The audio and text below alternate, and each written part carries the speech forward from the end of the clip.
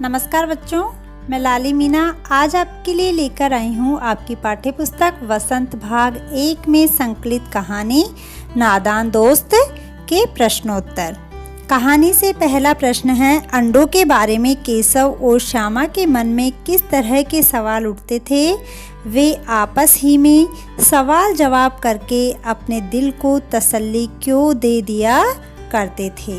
इसका उत्तर है, अंडों के बारे में केशव और श्यामा के मन में अनेक तरह के सवाल उठते थे, जैसे अंडे कितने बड़े होंगे, किस रंग के होंगे, कितने होंगे, क्या खाते होंगे, अंडों में से बच्चे किस तरह निकलेंगे, बच्चों के पंख कैसे होंगे, घोंसला कैसा है, इत्यादि। वे आपस में ही सवाल जवाब करके अपने दिल को तसल्ली दे दिया करते थे, क्योंकि उनके सवालों का जवाब देने के लिए अम्मा और बाबूजी के पास समय न था। दूसरा प्रश्न है, केशव ने श्यामा से चिथड़े, टोकरी और दाना पानी मंगाकर कार्निस पर क्यों रखे थे। इसका उत्तर है, केशव और श्यामा को अंडों से बहुत लगाव था। वे अंडों को सुरक्षित रखना चाहते थे, इसलिए केशव ने श्यामा से चिथड़े, टोकरी और दाना पानी मंगाकर कार्निस पर रखे थे। तीसरा प्रश्न है, केशव और श्यामा ने चिड़िया के अंडों की रक्षा की या नादानी। इसका उत्तर है, केशव और श्यामा ने अपनी तरफ से चिड़िया के अंडों की रक्षा की थी।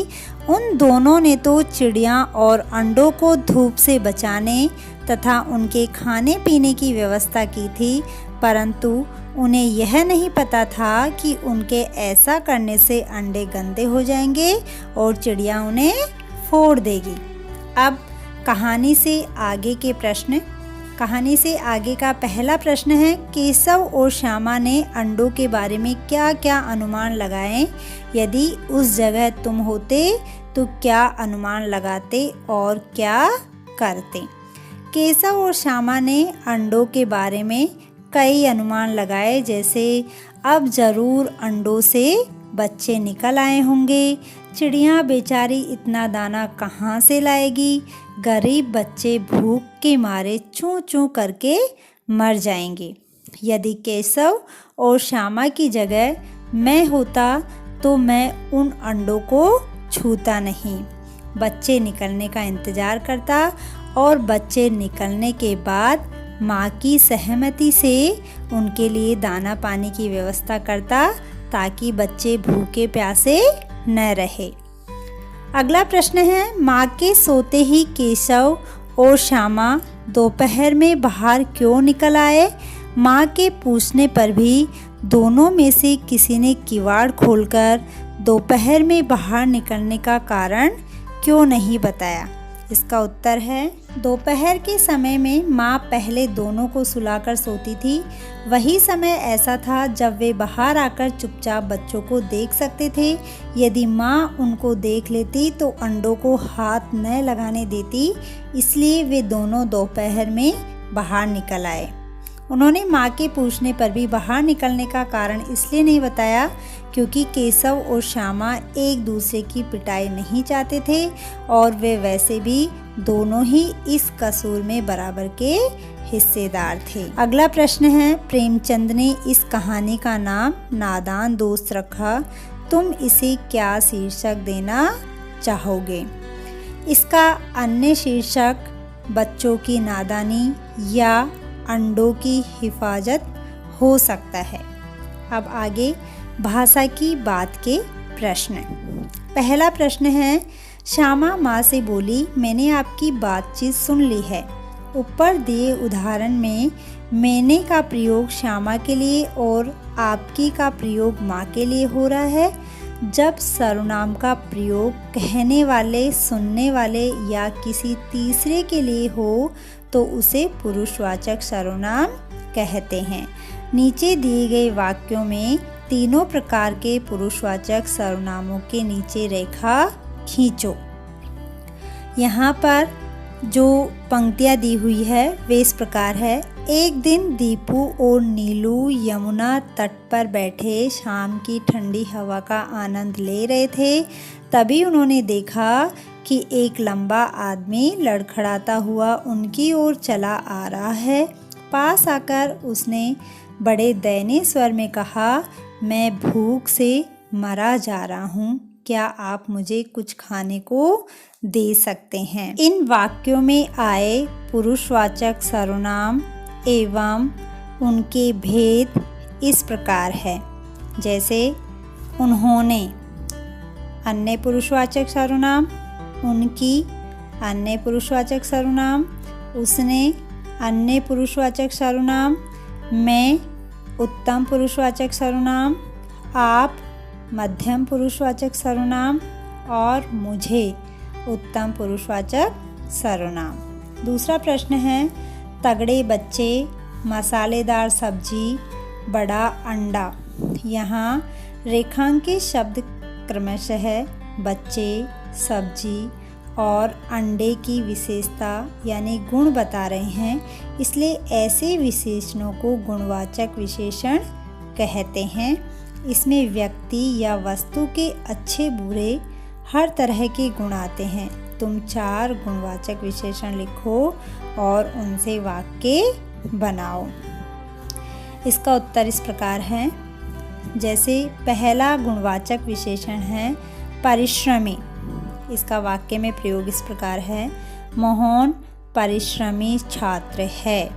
दूसरा शब्द है ऊंचा। इसका वाक्य प्रयोग है, हिमालय ऊंचा पर्वत है।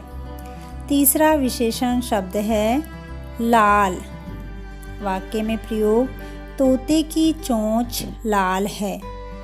और चौथा गुणवाचक विशेषण शब्द है ईमानदार। इसका वाक्य में प्रयोग है, केशव ईमानदार लड़का है। अगला प्रश्न है, केशव ने झुंझलाकर कहा। केशव रोनी सूरत बनाकर बोला। केशव घबराकर उठा। केशव ने टोकरी को एक टहनी से टिकाकर कहा। श्यामा ने गिड़गिड़ाकर कहा।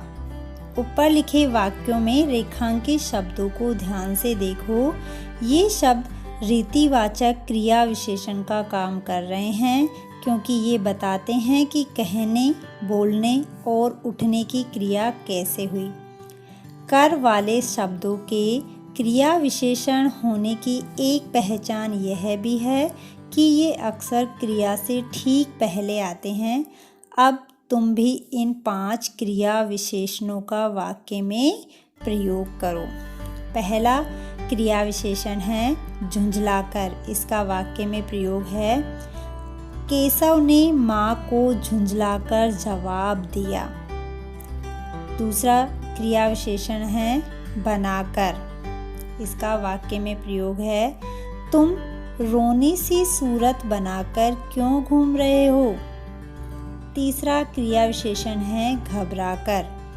इसका वाक्य में प्रयोग है, पुलिस को देखते ही चोर घबराकर भाग गया।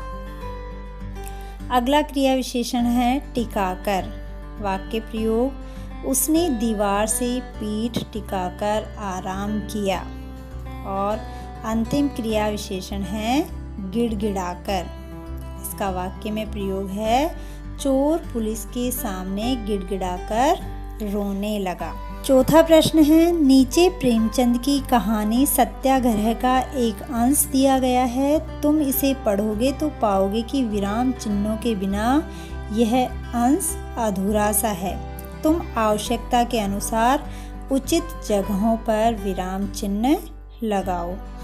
अब आपके सामने यह जो प्रेमचंद जी की कहानी सत्याग्रह का एक अंश दिया हुआ है, इसमें मैंने सही जगह पर विराम चिन्हों एवं पूर्ण विराम का प्रयोग किया है। आप इसे ध्यानपूर्वक देखिए।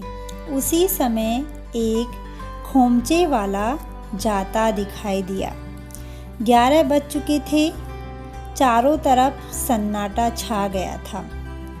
पंडित जी ने बुलाया, खोमचे वाला कहिए क्या दूँ? भूख लग गई ना? अन्न जल छोड़ना साधुओं का काम है, हमारा आपका नहीं। मोटेराम, अबे क्या कहता है? यहाँ क्या किसी साधु से कम है? चाहे तो महीने पड़े रहें और भूख न लगे, तुझे तो केवल इसलिए बुलाया है कि जरा अपनी कुप्पी मुझे दे। देखूं तो वहाँ क्या रेंग रहा है, मुझे भय होता है। अंत में कुछ करने को इसमें आपको एक प्रश्न दिया हुआ है, इसे आपको स्वयं करना है। प्रश्न है, गर्मियों या सर्दियों में जब तुम्हारी लंबी छुट्टियां होती हैं तो तुम्हारा दिन कैसे बीतता है? अपनी बुआ या किसी और को एक पोस्ट कार्ड या अंतर्देशीय पत्र लिखकर बताओ।